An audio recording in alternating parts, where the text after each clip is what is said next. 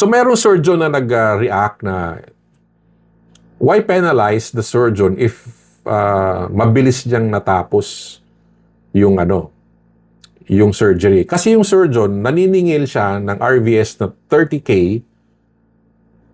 The procedure was done in 3 minutes. And yung OR tech niya, 3 line lang. 3 to 4 lines. O, di ba? Puro 3. So, ngayon, ang punto ng video ko was, these are the things that you need to avoid. Okay? Maniningil ka ng 30K.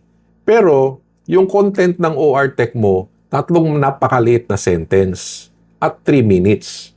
So, ngayon, the surgeon nagsabi na, why penalize the doctor? Kasi, hindi naman yun ang sukatan, yung 3 minutes. Ang sukatan is yung outcome ng pasyente. Tama nga naman siya.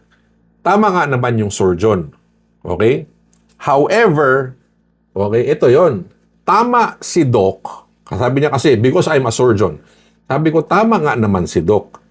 Sa clinical parameters, yung outcome ng pasyente ang ultimate measure. Kung gumaling yung pasyente. That's 150% true.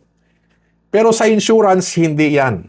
Okay? Kaya ang sinabi ko doon, it actually happened in 3 hospitals.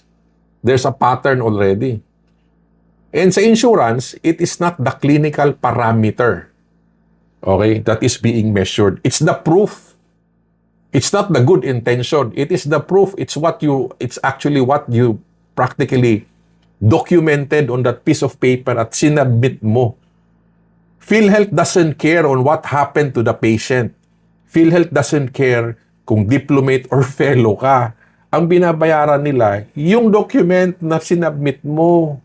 Kasi yan yung proof na ginawa mo. Okay?